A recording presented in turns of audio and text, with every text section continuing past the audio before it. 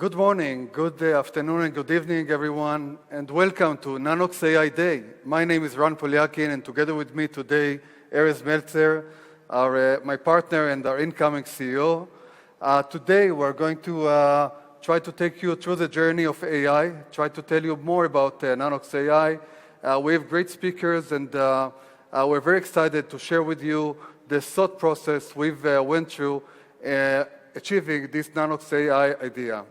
Before we start, I would like to ask Erez maybe to share a bit of your thought of why AI is so important in today's healthcare domain. Please, Erez. Ron, you know, we spoke about it, I think, about a year ago, that no matter how best would be our equipment and technology, without software and AI capabilities, we're not going to achieve the competitive edge that we want to achieve in the market.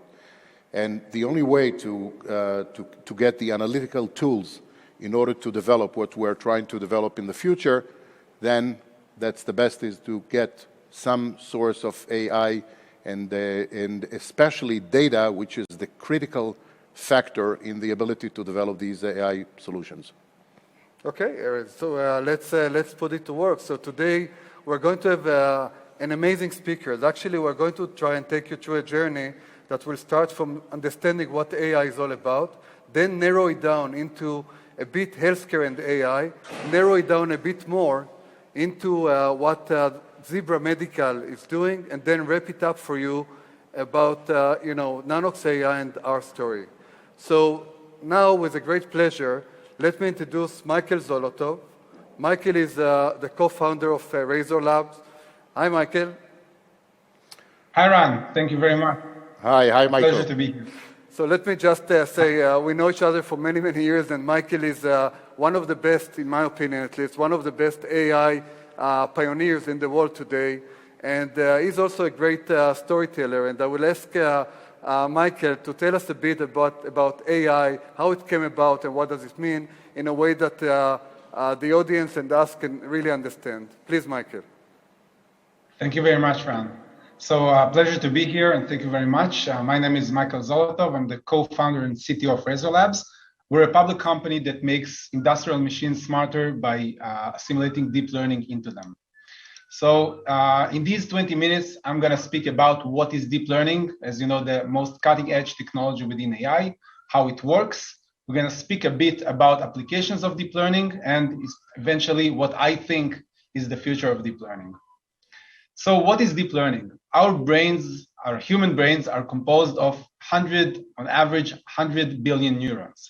Each of these neurons has a dendrite that gets signals from the previous neurons, and an axon that sends the neuron signals to the next neurons. So each neuron gets input signals, performs some decision, and outputs an output signal to the next neuron. And today, and actually in the past, I would say almost a decade, we can actually simulate this process within computers.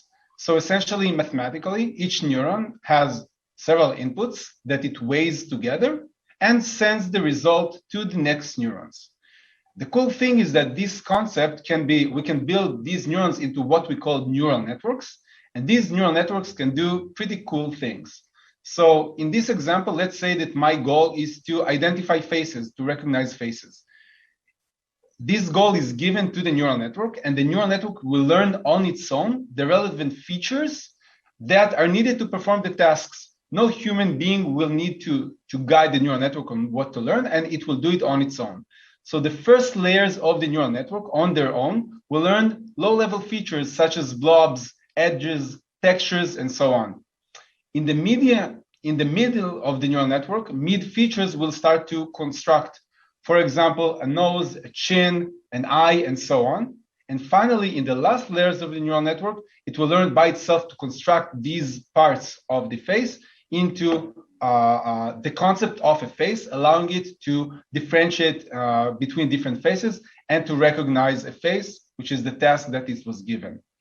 The cool thing is that it's not only about images.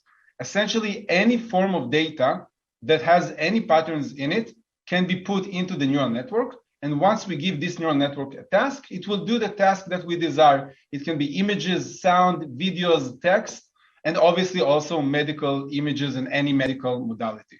Once we give it a task, it can be classified between objects, detect objects, measure some parameters. It will learn automatically the features that are needed in order to do that the best possible way. So why is it interesting? I mean, why we're speaking about deep learning? So essentially, it gives the best possible results in any other algorithm known to mankind. And this is a really cool graph that I like. What you see here is the top 20 results, the leaderboard of a competition called the ImageNet. The ImageNet is the most famous AI competition in the world. I mean, any AI engineer is familiar with it. And essentially, we take 3 million images of 1,000 different objects. And the goal is to be able to recognize the object. It can be a cup, a train, a dog, a cat, a keyboard, and so on. And in the blue dots, you see the top 20 leaderboard contestants. And you see that we roughly in 2012 hit a glass ceiling of roughly 75% of accuracy. It means that the best algorithm in the world, the old-fashioned algorithms before deep learning, this was the glass ceiling that we were able to get. In 2012, you see the start of the revolution. The worst neural network in 2012, which in today's standards is by far worse than what we have today, was by far better than the best traditional, what we call computer vision algorithm out there. And basically deep learning was able to break this glass ceiling and was able to also surpass human competence in this competition. Basically today, whether it's Google Photos, Google Translate, autonomous cars, your Facebook feed priority, all of them are guided by deep learning because it gives you results that no other algorithm can give you. And this is essentially what we call the AI revolution, the entrance of deep learning and its replacement of the older traditional algorithms. So let's speak a bit about the different applications of deep learning. So deep learning, as I said today, is practically everywhere. So these are only a few of the examples. In healthcare, we can use deep learning to optimize the schedule of operation theaters, making sure that the maximum amount of patients get treated every day in the operational theaters in the hospitals. In natural resources, we can make sure that the metals that we use to construct our world are extracted in the most efficient way, and we maximize the throughput of each of the machines in the pipeline of the extraction process. In utilities and power plants, we can optimize the routing and the resource allocation in these fields. In manufacturing, you see here a gearbox, a gear of Honda and Toyota, and you can actually see that defects can be automatically identified and removed from the production line. Here is a cool example of logistics, right? So here the goal is to minimize what we call turnaround management, to minimize the time that the plane is on the ground. And this can be done in any regular CCTV gate camera. What you see here is that deep learning not only recognizes in real time the different objects that interact with the airplane, but it can also identify the processes that are therefore happening to the airplane. For example, it can be cargo unloading, catering, passenger loading, and so on. The goal here is that deep learning can automatically monitor this process, and once one of these processes overrun a predefined amount of time, it can alert the relevant stakeholders that can address this issue at once. Another example is retail. So this is another sophisticated example of what can be achieved with deep learning.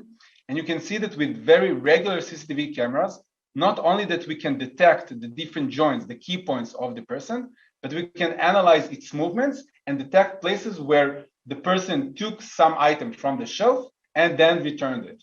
Therefore, what we can do is we can create a heat map of the entire store and specifically specify the places where the shelf might need optimization by the relevant stakeholders. So these are just a glimpse of the numerous applications of deep learning that are essentially everywhere today. So let's speak a bit about the future of deep learning and how I personally envision it. Today, deep learning has, in most applications, three main drawbacks. It needs very large amounts of data to train. So for example, in the ImageNet example, it trains on millions of images. But the problem is that these images needs to be labeled, right? Every image has a label of whether it's a car, a dog, a cat, and so on. And in some applications, it's either very expensive or we simply don't have it. For example, in the medical field, labeling each example is a very costly process. And more than that, it might also introduce human bias. So one of the futures or the potential futures of deep learning is going from supervised learning, where each example is labeled by a human being and the neural network learns through trial and error, to unsupervised learning, where the task that the neural network is given doesn't need any labeling. And I'm going to give two examples to it. So the first example is called reinforcement learning. In reinforcement learning, essentially, reinforcement learning is used today in robotics, in autonomous driving, in optimization of complex industrial processes. And the concept of reinforcement learning is that you don't need to label anything, but you need to define a reward, some KPI that the neural network tries to maximize using trial and error. So the goal here in this breakout game, the cool game example, is to basically kill or break as many bricks in a minimal time. So you see that in the beginning, the neural network is not so good. It's basically, it almost cannot do anything. But after 2 hours of training, it plays really well, really like an expert. It hits the ball all the time, and it really manages to get good scores. The cool thing is what happens after 4 hours of training. This is when it reaches superhuman capabilities. It actually understands that the best strategy to break as many bricks as possible with the minimal time is to basically dig a tunnel on the side of the screen and put the ball on the other side of the tunnel, breaking much more bricks with the minimal time. So imagine this kind of application in autonomous driving, in robotics, in complex industrial optimization tasks, and so on. The cool thing is that if you don't need labeling anymore, you can build much larger models that can perform tasks in a much more sophisticated and creative way. So as we said, a human being has roughly 100 billion neurons in each of our brains. A nominal neural network has actually a much smaller amount of neurons, roughly tens of millions of parameters. You can see here also other organisms such as ants, worms, frogs, and so on.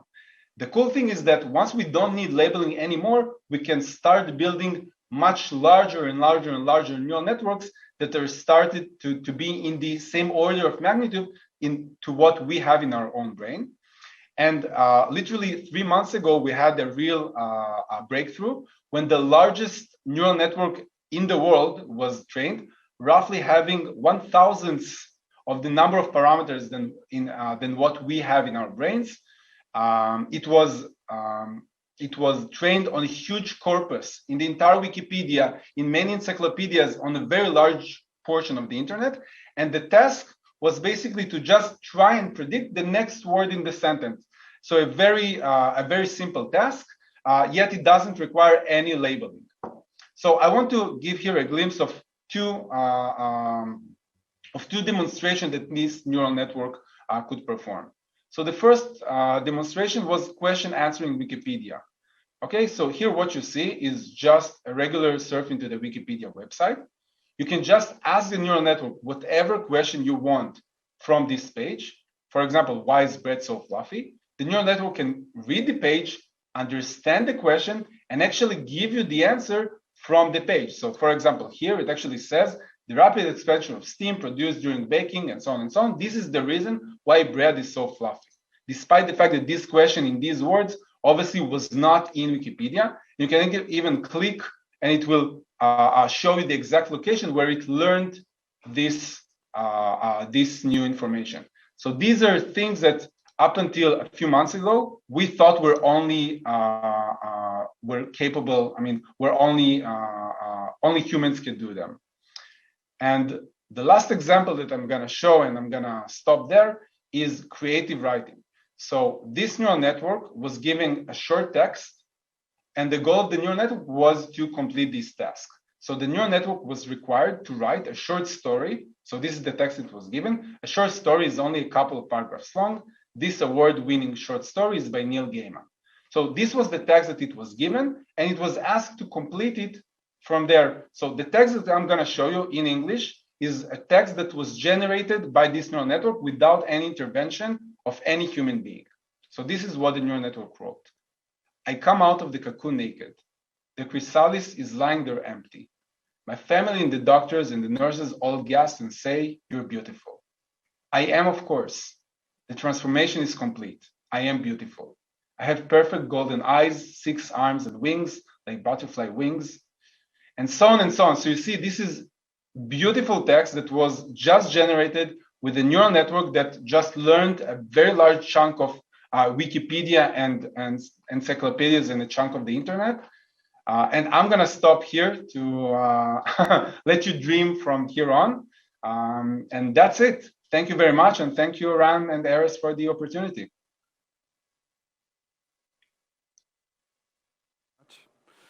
It's a pleasure to get your view on AI and also to get to know how much more we can expect in the future. I would say that in terms of AI and from the time I know Michael, I think that this is a very, very fast-moving industry, and what we need to do in Nanox AI, of course, is to stay ahead of the curve, and people like Michael are actually helping us to do so and be rapidly updated because it seems like things are very, very happening every day, and they're very relevant to what we're trying to do. So thank you very much, Michael, for the time today. Thank you, Michael. And thank you for having me. Thank you. And you know, Erez, what I want to do now is really to take us, to narrow it down. Obviously, Michael's explanation is very, very broad and touches many aspects of our lives. And but we are in healthcare, and I think everybody's talking about healthcare and AI. And I would like to try and narrow it down a bit. And for that, I would like to ask John Osta to join us. John is, among many other things, is a member of Google. You want me to share screen? Oh, let's see it. John, can you hear me? Yeah, okay, John can hear me. So John is a member of Google Health and also is sitting on WHO tech expert team. And he's also a member of our advisory board of Nanox. And he's also a futurist, and I would love to hear his point of view and also the human dilemma, because I think part of what we heard from Michael is also how AI ultimately can replace some of the human aspects. So it will be great to welcome now John and to ask him to share his point of view. Hello, John. Hi. Hello, Ran and Hi, Erez, John. It's a pleasure.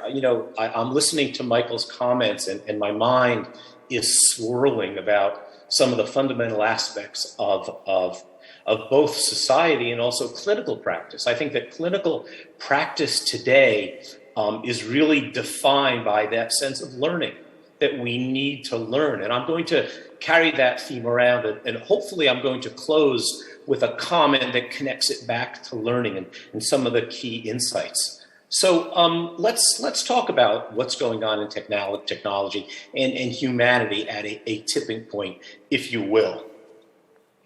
I want to make it clear to everybody that I want to speak as a techno-optimist today. I know that there are a lot of issues, that there are many dystopian constructs about technology's intrusion into humanity, but in today's world, I want to look at it from that perspective of a techno-optimist, which I think is a very, very realistic worldview. And let's start with this idea. And I want you to take a good, hard look at this cartoon, because even though it's a cartoon, it really captures what I believe is the underlying philosophical issue in the world today. So we know the caption, is it friendly? But the real question here is who is saying it? Is it the robot and the robotic dog? Is it the human who is looking at this robotic creature? And I think in the world today, it's probably both in some strange way. Traditionally, we may say that the robot is frightening, but the reality is that the human construct is rather frightening. When we look at errors, when we look at medical errors in particular, the idea of humanity or the clinician driving clinical insights and decisions can be rather frightful. So I think that's kind of the tipping point. That's that balance as to where we are. And of course, when people talk about that balance, they talk about it through this long period of human progress where way at one end we have the early G word, we have Gutenberg and the printing press and the dissemination of knowledge. But today we are on the other side of that curve where it's rapidly changing. And speed is one of the most important dynamics that is both engaging but also unsettling. If you look at this from a more basic perspective, when you look at the data, you can actually see what's going on from the printing press up through driverless cars. And we see that reality is very much practical and very real in the world we live today. It's the accelerating growth of technology. And that's the path that Nanox is so uniquely on.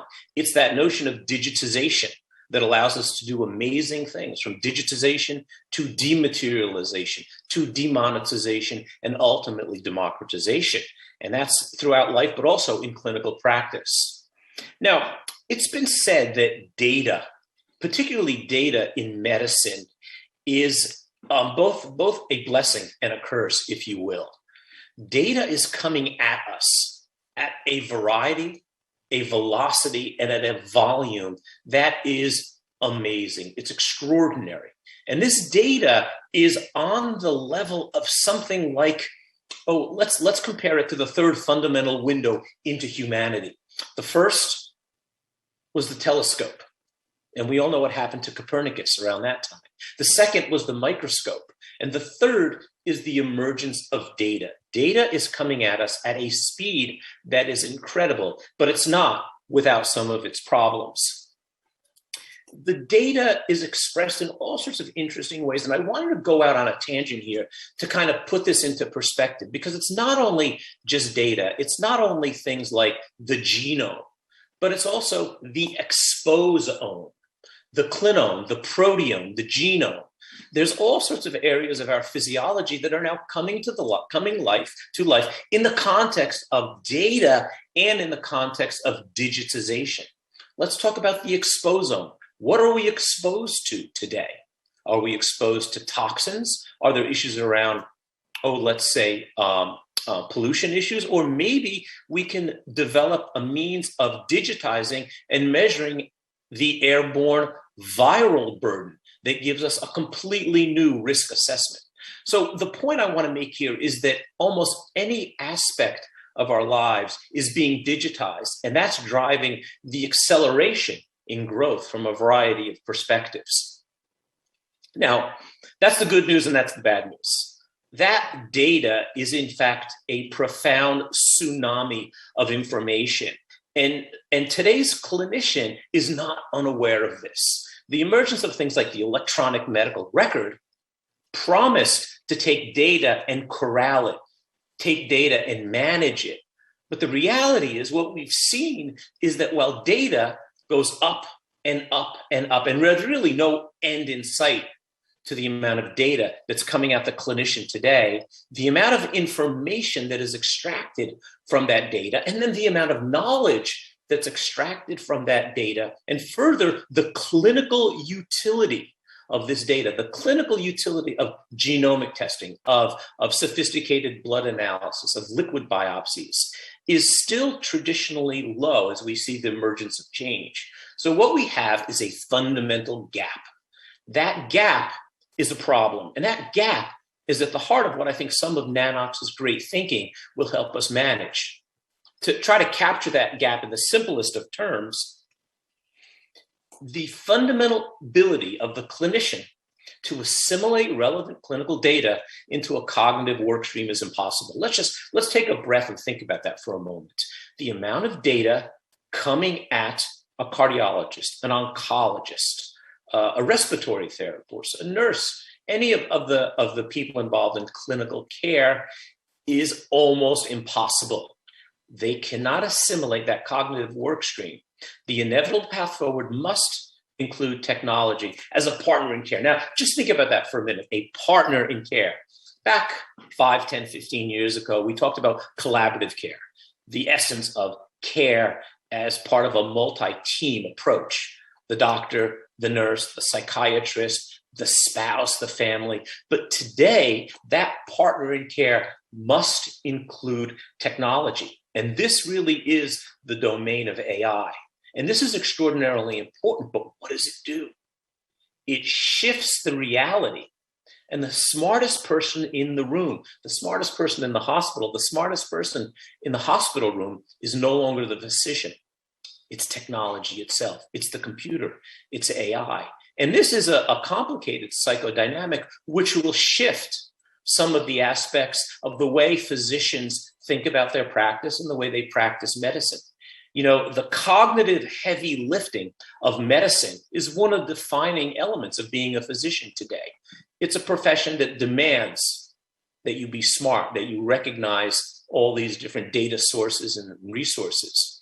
But in today's world, that cognitive burden can be shifted to allow the clinician to assume a new role that is not necessarily less burdensome in terms of cognitive capacity, but expands the role so that the physician can take on a more interesting path forward, if you will. And I think that's ultimately the most important thing about AI in the world today. Some people say it's AI, some people say it's IA, it's intelligence augmented, and that very well may be the clinical path forward.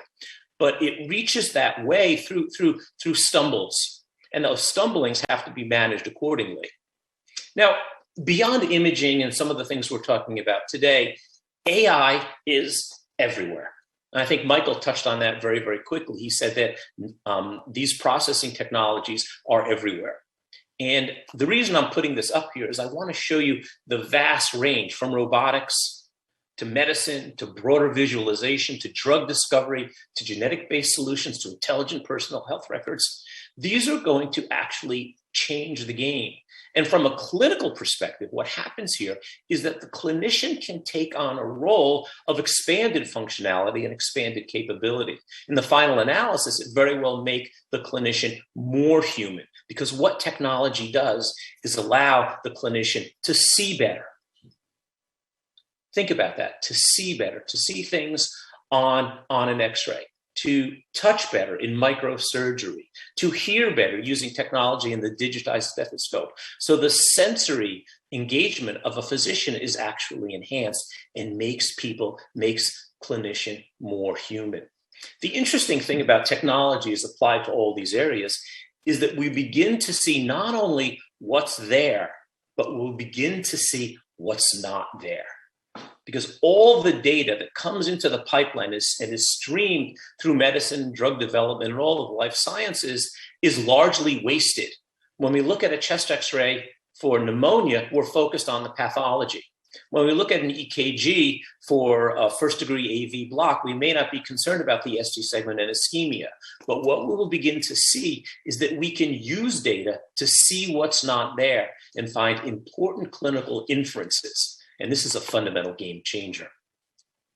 I think that fundamentally what we see is that there are articulated disadvantages to artificial intelligence, that there will be a loss of job, a loss of humanity, if you will. I really disagree with that at face value, because the advantages of efficacy and precision and accuracy are profound and transformative. The decreased workload, the increased ability to engage in patients, and certainly the improved outcomes and cost savings are what will make AI not only an option, but absolutely a clinical imperative. So I want to wrap things up quickly here with a quote. And I want to go back to Michael, because Michael talked about learning, because at the essence of clinical care is in fact learning. And Alvin Toffler, who wrote Future Shock, said something very, very resonant today. And he said that the illiterate of the 21st century will not be those who cannot read or write, but those who cannot learn, unlearn, and relearn. And I think that's the essence of medicine today. As we move forward, as we see these technologies become available, physicians are going to have to become comfortable with taking off their traditional stethoscope that's 200 years old and use a digital stethoscope. They're going to have to be comfortable where the differential diagnosis is not something they learned in residency, but something that is technology generated that might give them a more unique path into the clinical course. So that's our challenge today, And that challenge is about unlearning and relearn. And that's the promise of tomorrow. Thank you. Thank you, John. I think you were talking about the tsunami of data. And I think that it seems that this tsunami can be turned to have a real positive impact on our life and the future of healthcare. So, Ron, I think that not only that, the Toffler quote that John gave us, I think it's more than 30 years ago, was mentioned. We are now moving to now. Yeah, we're living in the future already. So thank you, John. That was very, very interesting, and I think very inspiring, look at the future. And I think it is very interesting because many of the things that you're talking about, we're trying to turn into reality, specifically with the proposed acquisition of Zebra Medical, where they're actually doing this today and taking this huge amount of data and turning it into something actionable with AI.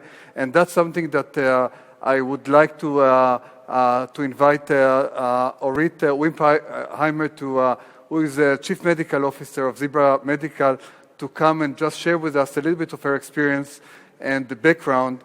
And I think it will kind of narrow it down to us from what you said into practicality. So with that, Orit, please join us and share with us your experience with Zebra Medical. Orit.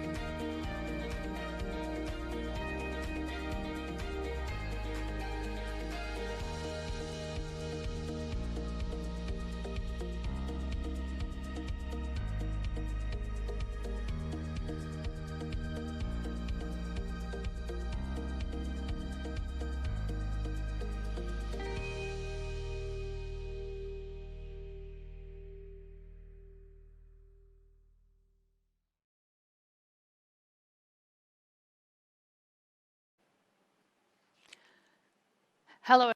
I'd like to first introduce myself. I'm Dr. Orit Wimpheimer. I'm a diagnostic radiologist. I trained at New York Presbyterian Hospital, and I've been a radiologist for 20 years. I founded my own boutique international teleradiology company 20 years ago that still functions today. But about 3 years ago, I decided that I want to explore the world of AI because AI is the future. As teleradiology was 20 years ago when I founded my company, now AI is the future, and I really wanted to understand how I can help participate in this revolution and possibly even influence it. And that's how I got into the world of AI, and I'm really excited to be part of this new interaction between Zebra Medical Vision and Nanox, because I really believe that the symbiosis between the two companies is going to be a lot more than 1 + 1. So I'd like to speak today about promoting improved healthcare globally using AI. Zebra Medical Vision is a leading AI company, a startup based here in Israel with about 70 employees with significant strategic investors. What we're most proud of is our 22 granted patents, our many research publications, and our many FDA clearances. We're the only AI company that already has 8 FDA-cleared products, one of which I will highlight in the coming slides. That's a lot. Creating AI for medical imaging is challenging. We've overcome the challenges over the years, and we know how to do AI really well. And we're going to use that knowledge and ability with Nanox now. And the reason we're so great is that we are based on a significant amount of data. The more data that you have in order to train artificial intelligence, use the data to train the models, the better off your models are going to be. And data is important in terms of ability to understand what's out there. But in order to do that, you need to have diversity of data. So we have data both from US institutions, Israeli-based institutions, as well as India-based institutions, allowing for very heterogeneous data sets. different ethnicities, different sexes, different ages. We have 10-year history for most of the patients that we have, including reports. So that is the foundation. That's the bedrock of our company. And in order to train AI, we use that data to make really, really sophisticated products in order to be able to effectively work on multiple different sites. And our AI algorithms have performed really well in multiple different institutions really throughout the world. We started our AI company with the concept of doing triage algorithms, which is where all of AI headed originally in terms of imaging. And we have those products currently, and they're based in lots of different hospitals, and they're working well. However, we have learned over time that the really best benefit and best use for AI is really scale analysis and data that you can intake and really provide additional new insights for the clinician to be able to treat the patients. And about a year ago, we redirected the entire company along that front and tried to focus on population health. Currently highlighted on the slide are our bone health solution and our cardiac solutions, with our products that are able to identify early biomarkers on CT scans to be able to really highlight chronic conditions and be able to treat patients. I'm going to spend more time on that in the coming slides.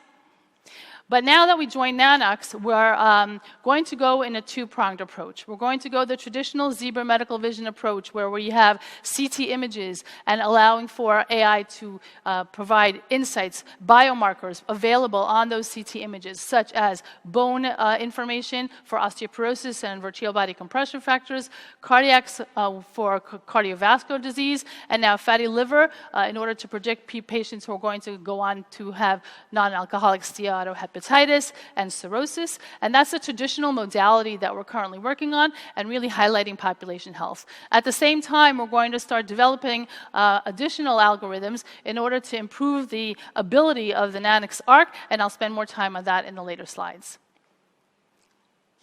So at the end of the day, what are we trying to do in medical imaging? We're trying to help patients. If AI can do that in a more efficient, effective way, well, then we did our job. There's a lot of information present on the CT scan that any patient takes when they go to the doctor and they need to get a CT scan. So even if you're diagnosed with potential pneumonia, you have a cough, you go get a CT scan. So the radiologist is focused on finding your pneumonia, maybe looking for your lung cancer. But there's a lot of additional data present on those CT images that often get ignored by the radiologist. Now, I'm a radiologist, and I don't try to ignore anything, but sometimes you're focused on the initial acute problem, and you don't necessarily always realize the subtle findings for chronic medical conditions. And in addition to that, even if the radiologist is really attuned to every little finding, the information gets to the body of the radiology report and often gets stuck there. The clinicians don't tease through the extensive verbiage provided on the radiology report to pull out the information for the chronic conditions and understand from that where the patient should go next. What we're trying to do is change that paradigm. Chronic health conditions are really the biggest problem in medical imaging today. We know how to treat appendicitis. We're really good at treating pneumonia. If you have an acute problem and you go to your doctor, the doctor knows what to do. The problem is, as stated by both the World Health Organization and the CDC in the United States, we're not so good at really highlighting chronic conditions because they tend to be in the background. They tend to be asymptomatic when they first appear. And so really the majority of the morbidity and mortality throughout the world, both in poor countries and in very sophisticated countries, the morbidity and mortality comes from chronic health conditions. And also the money. People are spending lots and lots of money on chronic health conditions because that's what's affecting healthcare. We're not doing a very good job at treating these conditions, and we want to help change that. What's really fortuitous for medical imaging and for AI in general is that the chest and abdomen CT scan is a very, very ripe dish for us to work with. There are a lot of biomarkers present in the chest and abdomen pelvic CT scan that if AI can really pull out from the data from the imaging and highlight to the clinicians to get patients on the appropriate treatment path, there's a lot of information available that we can really direct patients to the appropriate care. So we would like the chronic conditions that are available on the imaging, often left on the imaging and wasted data, or data that's available in the radiology body of the report that gets stuck in the radiology report, to now highlight those findings, highlight these chronic conditions, and get the patients to the appropriate treatment path that we need. So we already discussed cardiovascular disease, which I will highlight in this presentation, but we have additional algorithms for osteoporosis to be able to prevent hip fractures, and that could be a topic for a different presentation. And we're also working on liver disease as well as pulmonary disease as well. Now, how does that work? Okay. Any CT scan that's acquired for any reason at all, whether it's trauma, pneumonia, or anything else, is just data that's available for use. That data is then sent to the PACS, which is the radiology archiving system. The radiologist then reads the report. But what Zebra Medical Vision and now Nanox AI would do is scan those images, run it through all the algorithms that we have, and really find the chronic conditions available on those images and highlight that. That's all a cloud-based system, easily deployable, easily integrated into the typical standard radiology workflow and radiology modality, and highlight that information to be available both for the radiologist at the radiology viewer, but also for executive dashboard. So executives of large institutions can really understand the patient population, the patient risk, try to manage their budgets and their risks according to the information that they'll have available to them. Now, I'm going to spend a few slides now highlighting cardiovascular disease. It happens to be the most recent FDA approval that we had at Zebra Medical Vision. And from my perspective, it's one of the most important ones because cardiovascular disease is really the leading cause of death worldwide. People often don't know they have cardiovascular disease till they have their first heart attack. But why do we need to wait for that? There are biomarkers on the CT scan available to be able to highlight patients who are at moderate or high risk for their heart attack in the next few years. And let's pull those people out of the community, get them onto the appropriate treatment paths that they need because we have medication. And we have cardiologists that know how to treat cardiovascular disease in its earlier form in lots of different ways. We just need to find the patients, get them to the appropriate treatment pathway and take care of them. Cardiovascular disease affects low, middle, and high-income societies. It affects men, it affects women. We're all affected by cardiovascular disease. This is the example of the algorithm that we have at Zebra Medical Vision. What it does is it quantitates the amount of coronary artery calcium that's available, that's present in the heart. And so the amount of coronary calcium, based on numerous publications, is a very good biomarker for your risk for cardiovascular disease, in addition to other factors that you can take into account, such as your age, your family history, your social history, and so forth. But coronary calcium happens to be the leading biomarker. And patients who are getting CT scan for COVID pneumonia, for a rib fracture, have coronary calcium that the radiologist either ignores, mentions briefly in the report, but nothing happens to the patient, and certainly can't quantify and stratify patients into low, moderate, and high risk because radiologists just eyeball the calcifications. They have no real way to measure it.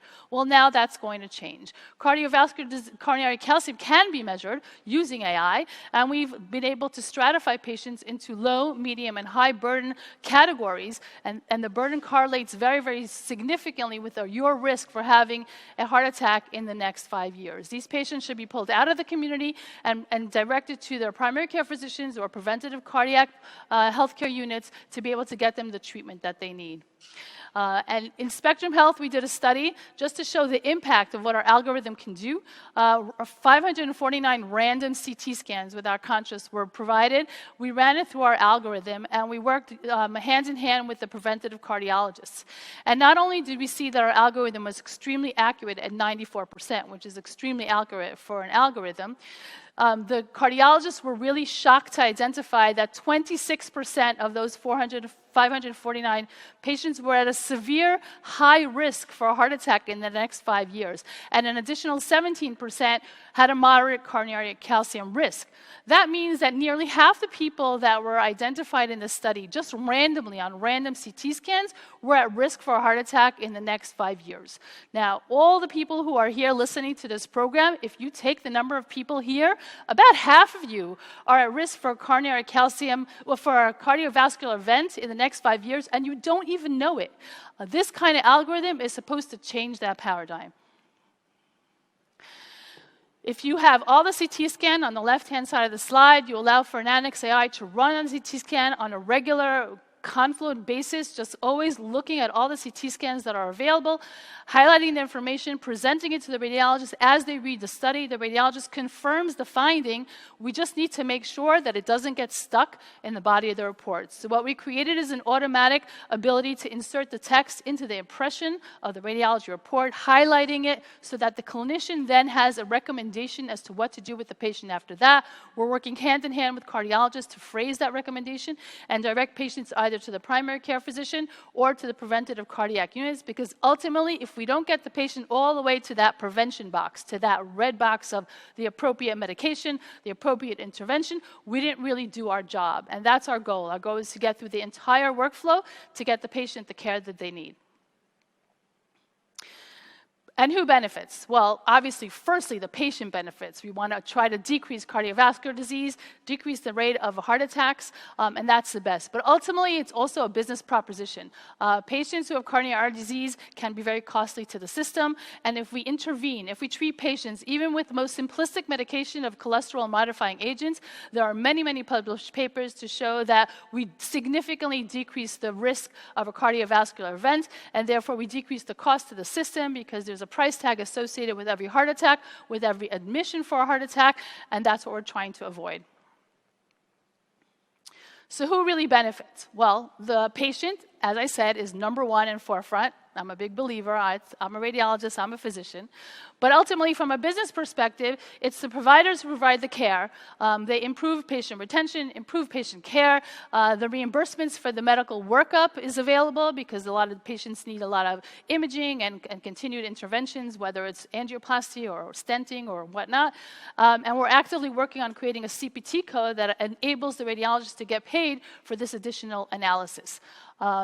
Who else get benefits? The payer benefits, because the person who's holding the medical risk is the one who's going to be saving money by decreasing the morbidity and the mortality associated with cardiovascular disease. And in addition to that, at least in the US market, coding for chronic conditions is a really underappreciated era of financial incentives. So there are chronic conditions out there. Patients are not being coded properly for their chronic conditions, so medical risk holders are actually paying for those patients without getting the reimbursements that they would normally get if it was just all coded correctly. And we're able to help provide additional coding mechanisms for that as well.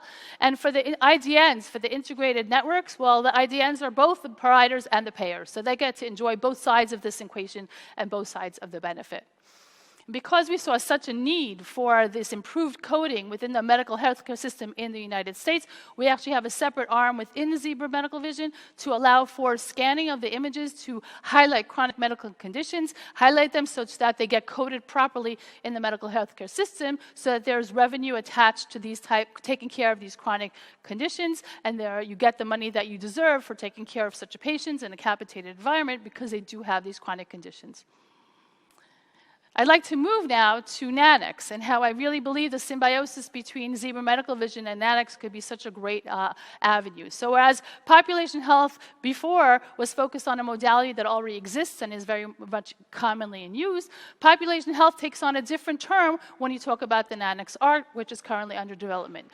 The benefit of the Nano-X ARC is to really allow for efficient, affordable imaging, and to be placed in widely throughout both the developing and the non-developed world, to be able to really improve accessibility for the primarily chest and extremity X-rays, which will be tomography. Now, why is that important? Because we live in the United States and we're used to having a CT scan or an X-ray at our disposal, but most of the world is not like that. 2/3 of the world has no significant access to medical imaging, and the ability to enable accessibility to medical imaging is how we're going to improve population health throughout the world. But in order to do that, if you create images, you need to be able to have someone read the images. Now, I'm a radiologist. I know that there are not enough radiologists in the world. Radiologists are in very, very short supply. The number of people finishing radiology per year has not increased in the last 20 years. So that if you create so many more images, but you don't have new radiologists coming in quickly enough, then you're going to create a bottleneck. And that's what the AI it wants to solve.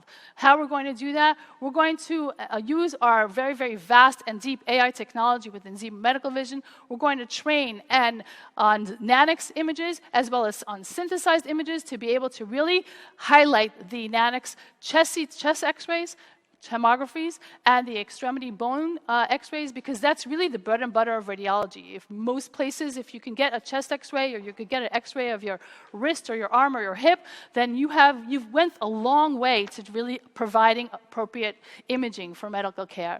Nanox we're going to be able to manage those images. Now, how do we manage the images? We can prioritize and categorize the images appropriately, either finding all the normal cases and separating them out to not necessarily need immediate radiology evaluation, and also be able to highlight the abnormal findings in those cases to really make the throughput for the radiologists more efficient. And with the help of USARAD, who's also joining Nanox, we'll hope to make this entire workflow and system a very efficient mechanism. These are just examples. It's still being developed. I enjoy watching the images every day as I get more and more of them, of the Nanox, both the chest X-ray and in this case in the hand.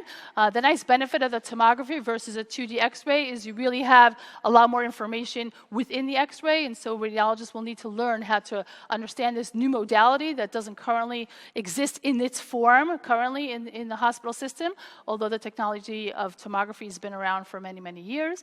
And I look forward to joining Nanox on this journey to really learn these images, improve availability and reading of these images using AI, and make population health more effective. So once again, we really believe in population health, both at Nanox, Nanox AI, and Zebra Medical Vision in two different ways. One way is using modalities that currently exist by highlighting chronic medical conditions and getting patients to the appropriate care that they need, pulling out the biomarkers from the CT scan and getting patients the medication and the treatments that they need.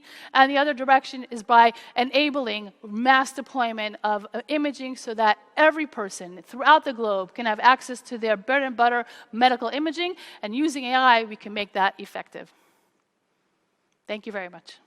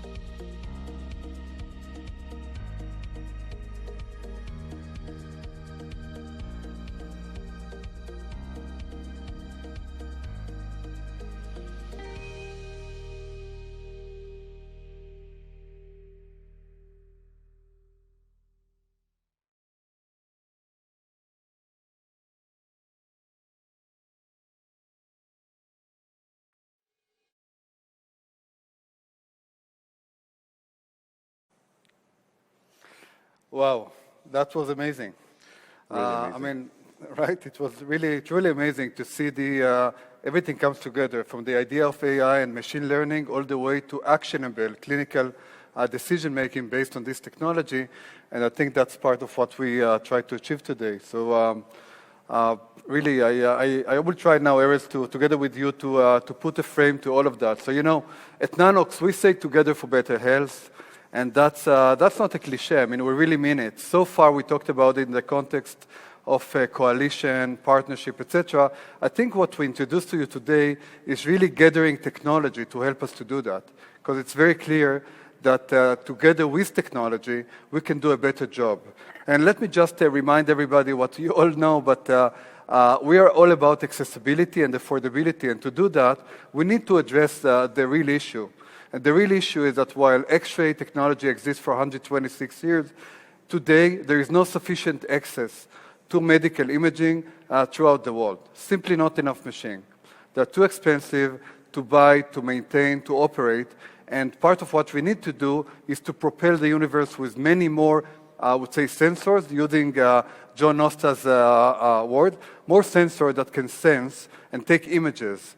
But even if we have so many of those devices, it's not enough, because the next gating item that Orit just spoke about will be radiologists. There are not enough radiologists. So we are going to have huge amount of data.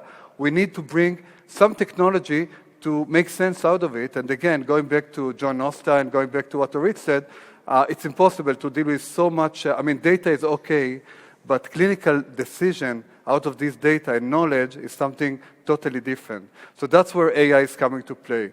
The reality today is that all the buzzwords of, in radiology, I would say, of big data, AI cloud platform, and, and health economics, and patient outcomes that everybody's talking about is not really utilized to its fullest because of the lack of accessibility and ability to use technology there. So in other words, early detection, which is a very, very attractive and popular word, is staying theoretical, remain theoretical these days. And this is exactly what Nano-X is trying to change. And let me just summarize, because I believe Orit and John and Michael did a better job than us really talking about it. Let me summarize the approach so everybody will have a clear idea of our approach, how we're addressing this problem. So on the left side, it's deep technology. We have deep technology. It's nanotechnology on a chip. We call it Nano-X Source and Nano-X Arc, and that will address the lack of medical imaging devices. We have plans to populate the universe, basically, with not less than 15,000 units by the end of 2024, and we are in a very good shape meeting this goal right now. On the right side, however, we have this AI solution that Orit spoke about, and this is where we bring technology and actually give answers to two issues. The first one, the fact that there are not going to be enough radiologists to deal with this data, so we build what we call robotiologists. These are little robots, radiology robots, that will look at the images and will determine whether the image is normal or not. And if it's not normal, it will go next to radiologists that may be some of our network, USA RAD, or just external radiologists. And the other totally side is using all the data exists today from CT scans and others, utilizing what Zebra Vision, medical vision has, to determine or to identify a problem in a group or in a specific patient. And that's something that Orit spent time to do. All in all, if we take this approach, we believe that we can take this industry many steps forward. With that in mind, just a little bit of architecture, because so far we focus on the left side of this slide, which is really the Nano-X Arc. Let me just say the obvious, but each one of those connected devices is connected through the internet to the cloud. And in the cloud, there are a lot of things happening from AI and sharing with expert and the EMR, etc., that enables to come to an actionable decision for this specific patient, but also increase the totality of knowledge, and that's what John was talking about in terms of ability to say something significant about a group of patients, and that's very, very important. And this is really where I want to take it back to the AI, and this is, today is Nanox AI Day, and I would say that Erez, my partner here and the incoming CEO, was pushing really hard.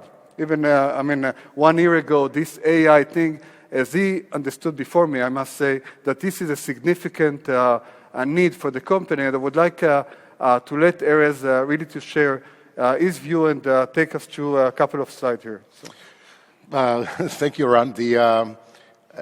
I think that in the last year, since the last 12 months, we were searching for the AI company that will be part of our product offering and solution offering. And I think that it's more than a handful of companies that we were looking for. And the question is why Zebra specifically was the one that to be the chosen one. So other than the fact that we found a great management team, as well as great talent, really great people, top of the state-of-the-art, top of the line of people who are developers and algorithm people and AI and deep learning people. This is one, but in addition, and not less important, and this is the big data, okay? I think the Zebra has probably either the biggest or one of the biggest data sources for images. So think about the numbers, okay? We're talking about more than 500 million images in the database. The second, it's coming from more than 30 million patients' records. And it's represent about 10 years of history of these patients. Altogether, generated a lot of multimodality as part of it. And I think that this is part that, in addition to what we are going to generate as part of the distribution of the ARC system around the world, this will enable us to make the real change, not only for the population health, but also for the other solutions that we're going to provide. In addition, Zebra has already 8 FDA clearances, and they have already 10 CE marks. So altogether, they are regulator. And by the way, I would mention also the HIPAA compliance that their solutions have indeed. This is basically gave us this idea. And last but not least, and this is the third element, is the platform. These people that generated over the past few years, this platform, which is a great platform that will be able to take all this data and to create them analytical tools that will enable all we're trying to do. Now, the question is that may be asked, okay, who's going to read all these scans? That's the reason that USARAD was also acquired, and MDW.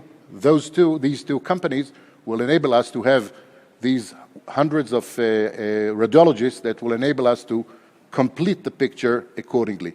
And we do hope that in the next 2 weeks, we're going to do the closing of these 2 acquisitions. You see actually the implementation of part of it, but more to come.